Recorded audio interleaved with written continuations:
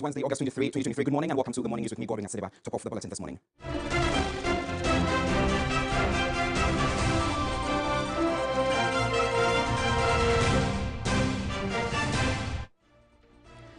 NDC minority MPs to meet pleas over their protest to seek the removal of the governor of the Bank of Ghana, Ernest Addison.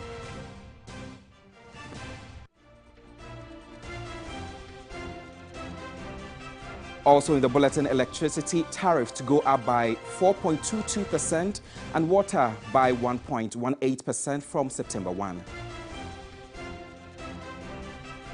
Africa Union suspends Niger in crackdown over coup. A while later on the international front, a group of 161 Nigerians repatriated from Libya as part of voluntary UN-supported scheme.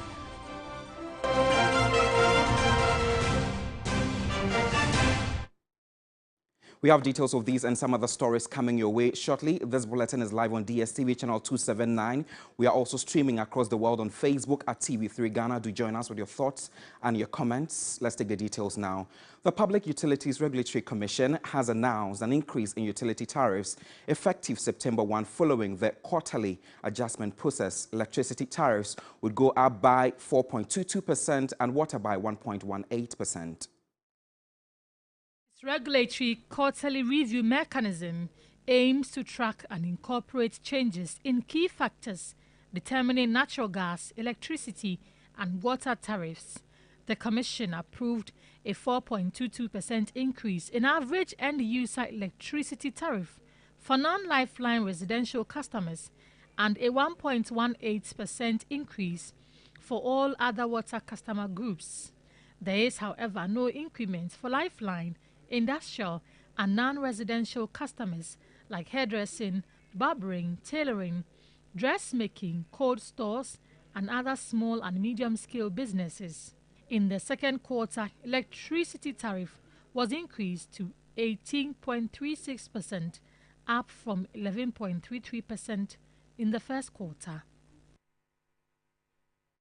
NDC minority lawmakers will meet with the police to discuss their protest calling for the governor of the Bank of Ghana, Ernest Addison, to be fired. The MP for Boko Central, Mahama Ayarga, claims that he is more dissatisfied with the governor of the Bank of Ghana's comments on the decision to proceed with the building of over $200 million new headquarters. Indeed, the answers just further sadden me. I feel very sad for Ghana. I feel very sad that we have people like that at the helm of affairs of very critical state institutions. He says that because banks like EcoBank, Zenith Bank, all these banks in town are building iconic head offices for their operations, then he as governor and his deputies must also build a super iconic headquarters building for the comfort of the workers there and to project the power and image of the central bank. I find that very, very unacceptable because the commercial banks put up those structures as part of their branding and marketing strategies because they are competing with each other for customers. And they will have to exude confidence to those customers. The Bank of Ghana, the central bank, is a regulator established by law. Its powers are defined by law. It is not a commercial entity. It doesn't need an edifice to project its power and image. All it needs is disciplined, honest workers. The question really is, how many workers are in that building? We know the bank has other buildings that host some of their workers. So if you decide that that particular building has developed structural problems, and I don't believe them, I don't trust anything that they have said about the structural integrity of the building. Other governors worked in that building and produced better results than what he is doing now. And they did not express any fear in terms of their safety in relation to work within that building. Meanwhile, some economists have described the responses by the governor of the Bank of Ghana for embarking on building a new office as unsatisfactory. They indicated the central bank has failed the country with its conduct. The governor of the Bank of Ghana, Ernest Addison, on Monday agreed the project would not have been a priority if the decision was to be taken at this time. Economist Dr. Patrick Esuming says the project should continue. When you hold the project, there could be potential decay. We don't know the quality or the security specifications of whatever is being committed to. So, from my point of view, I think that the project should be completed. But if we feel that there should be reforms going forward, so that whenever the central bank wants to undertake such a huge project, it requires parliamentary approval or other processes should be kicked in.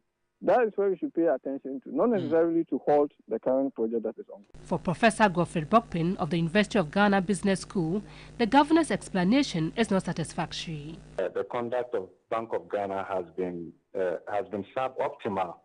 And I think that they have contributed largely to the current crisis also. If you look at the posture of the central bank from towards the end of 2021, the accommodating position of the central bank in itself encouraged the government to overspend. As a central bank, I think the leadership more or less failed to preserve the institution. Away from the Bank of Ghana, Niger has been suspended from participating in all activities of the African Union and its organs and institutions until restoration of constitutional order.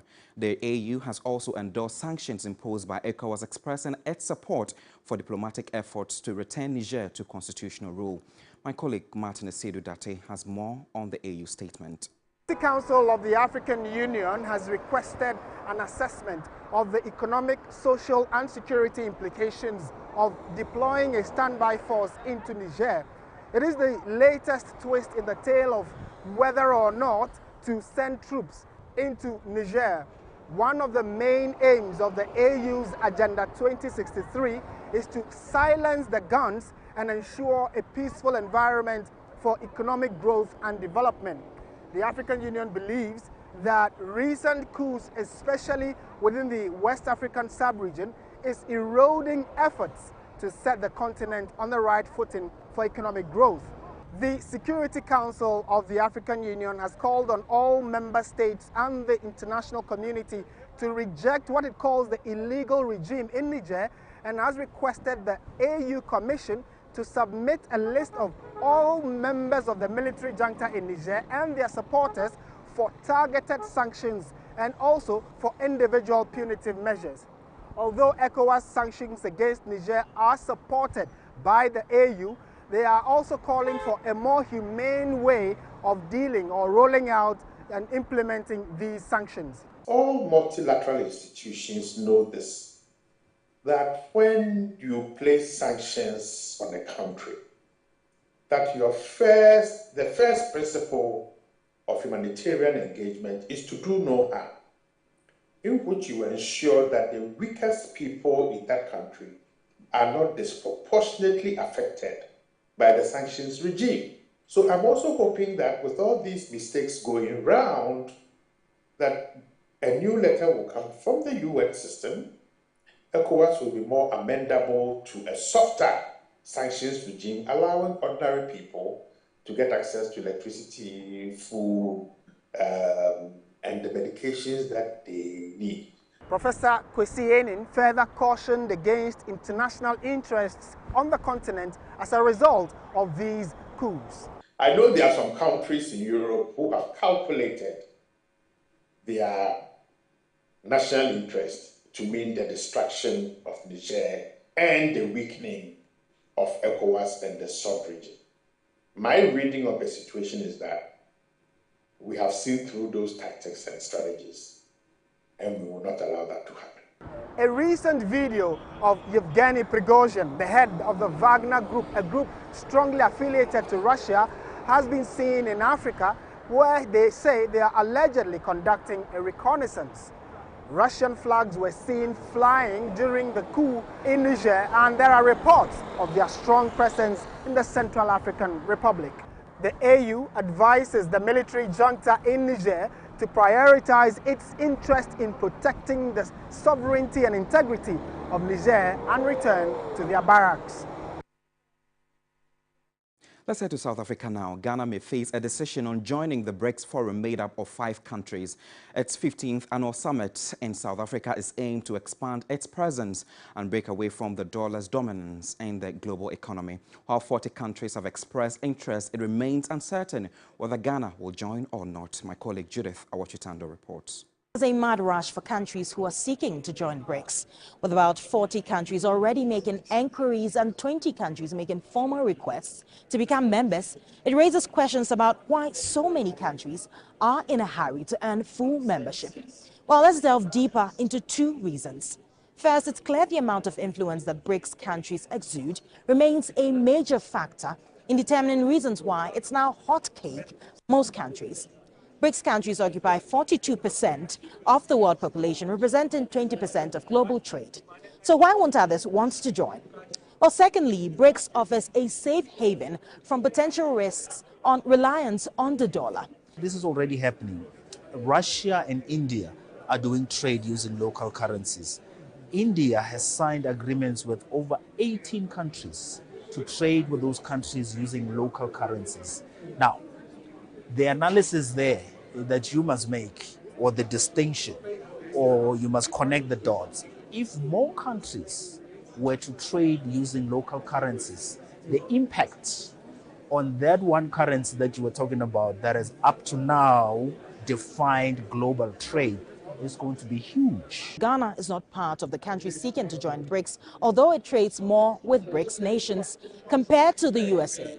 Africans in particular should be excited about the opportunities that BRICS avails to our continent. But let's not forget that leading more to BRICS will affect Ghana's important relations with the West, and that certainly would not be in Ghana's interests. Judith Awachitando, TV3 News, Johannesburg, South Africa.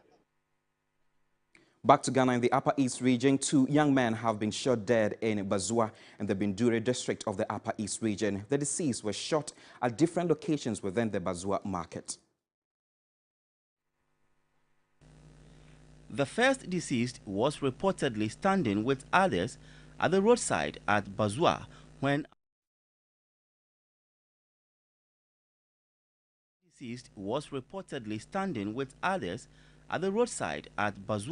when an unknown gunman opened fire at them. The deceased was unfortunately hit, leading to the group taking to their heels in fear. The assailants pursued the deceased to about 100 meters from where they were standing and shot him again, leading to his instant death. According to eyewitnesses, the assailants, on their way back, suspected a tailor who was in his shop close by might have seen them, hence they opened fire on him as well, killing him instantly. The incident reportedly lasted for about 15 minutes. Residents who spoke off camera said the attackers were 3 in number and were firing indiscriminately into the air. The situation has put residents in fear, but they have vowed to fish out the perpetrators.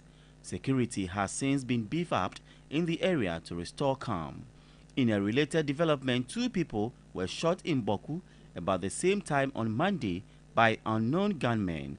One of the victims died instantly and the other receiving treatment at the hospital. Still within the northern sector of the country, the medical superintendent at the Wa Municipal Hospital has told the Wa Circuit Court that 9 of the 12 victims he examined suffered sexual abuse. Dr. Hassan Mohammed Mubarak was given evidence in the multiple defilement case against the 35-year-old MC Ahmed Rashid, a.k.a. Anata, on Tuesday. The accused has been placed in prison detention since the last hearing on Friday, August 18. He was still acting without counsel. The medical officer at the Wa Municipal Hospital, Dr. Al-Hassan Muhammad Mubarak, was the first expert witness that the prosecution called. He told the court that 3 of the 12 alleged victims of the defilement he examined have their hymens intact. One of the 3, he added, confided in him that she was able to flee the accused. The 9 others, in the opinion of Dr. Al-Hassan, experienced varying degrees of sexual penetration that resulted in broken hymens. The medical officer was responding to 3 of the 5 docket on the defilement case. And what the victims told the doctor, that some said they had 5 encounters, others said multiple times, others have forgotten the number. That's what the medical doctor did today. He testified in respect of the 2 dockets, and we have adjourned those cases to Friday for the investigator, and that will be the state's last witness. Dr. Al-Hassan Muhammad Mubarak is anticipated to return for his last session with the court on Wednesday. Back to the capital, Accra. The 2 lactating mothers granted bail on August 8 in the Cecilia Dapar residence theft case remain in police custody due to the failure to meet their bail conditions. Sarah Ejay and Christiana Chap were each granted a bail of 1 million cedis with 3 sureties and were to deposit their Ghana cards with the court registrar. The 6th accused person in the theft of monies belonging to former Sanitation Minister Cecilia Abnadapa has been granted a 300,000 bail with 3 sureties by the Accra Circuit Court. He is alleged to have acted together with a 5th accused person in the case, Christina Echab, to purchase a 4-bedroom house at Kokrobite at a cost of 280,000 cedis from the stolen monies. State prosecutors on Tuesday, August 22, prayed for a 2-week adjournment from the court in order to mop up investigations in the case, alleging some $1 million and 300,000 euros theft at the residence of Madame Cecilia Dapar. The pleas of the 7 persons charged with various stealing offences were not taken, as the prosecution noted that the investigations are in the concluding stages. The accused persons, Patience Buche, Sarah Ejay, Benjamin Soa, Malik Dauda, Christina Echab, Job Pomari, and Yaya Sumaila, are facing 14 counts of stealing, among other charges. Counsel for the 6th accused person, Job Pomari, prayed for bail, which was not opposed by the prosecution. Assistant State Attorney Akosia Ejapoma Ajiman told the court that investigations regarding Job Pomari had been concluded. Presiding Judge Ifya also granted the bail of 300,000 cedis with 2 sureties to be justified. The sureties, the court said, should be within the jurisdiction of the court, and the accused should also deposit his passport at the registry. He is also to report to the police once every 2 weeks until further notice. The case has been adjourned to September 5. Lodi Rasari, TV3 News, Accra. The Oman Hene of the Doma traditional area of Sajefo Osiadio, Dr. Ajiman Bedu II, has asked the public not to misconstrue his comments on national issues as indulgence in partisan politics. He made the comments when members of the Ghana Union Association at Caserta, Italy, presented a citation to honor him for his many years of dedication, contributions to national development and commitment as the Oman Hene of the Doma traditional area. Okasa edrubabi ana kwete se binum beyi di se odi otana ba ne bi oteso menka se me de anya angel. I will continue to speak against national issues and decisions which are not healthy to the development of Ghana.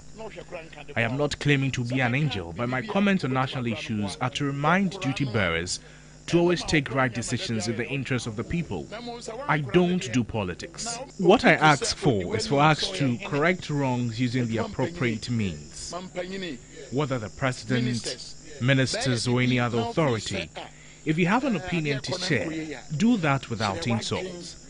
It promotes democracy and national development. Let's do labor-related stories now. Leadership of the Colleges of Education Teachers Association of Ghana, CETAC, says its inability to meet the education minister on Monday was not deliberate. The association is, however, unfazed with a decision by the ministry to freeze their August salary. Embarked on an indefinite strike on August 1 to push government to redeem its promise of implementing the negotiated conditions of service. Government has failed to comply with the National Labour Commission's arbitral award orders for the Education College tutors since May 2023.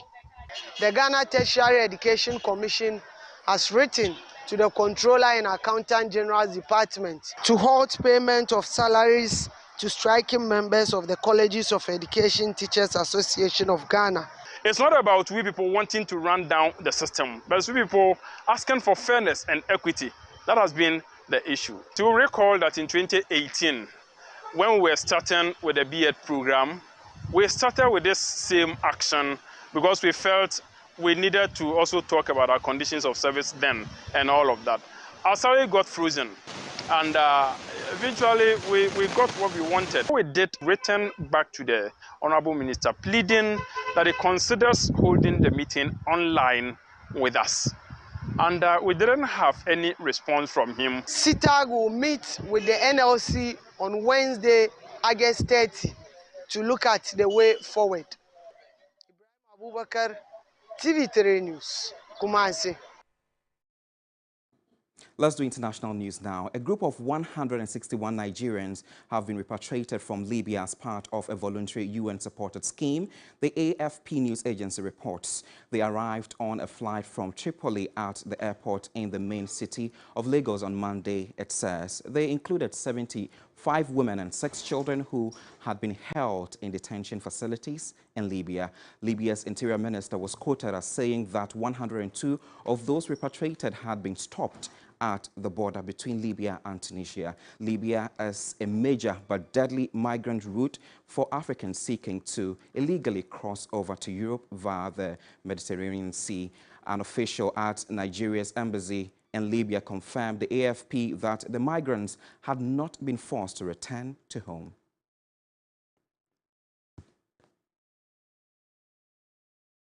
That's it for the morning news with me, Godwin Asidwa. There's more news if you log on to 3news.com. The show continues with Roland, Bella, and Nashiko. Good morning. Good morning. How are you? I'm fine, thank you. How are you? Yeah, great. I like what you're doing there. I won't say it, but I like what you're doing there. And it's matching too. It's really matching. Are you not seeing it? Yeah, let's not say it. Roland, you haven't seen it. Let's not say it. Ah, yeah. Oh, no, but you look really sly this morning. How's your night? Oh, it was okay. Yeah? Yeah, reading from Monday. I mean, it's not easy waking up in the morning, but I mean, you have to do it. It's okay. Now does it effortlessly, actually. So, she tries. Yeah. But I should tell you, every time I get in, he's already at the makeup room doing his thing. Fantastic. No blush today. No blush today. Yesterday, you left it out.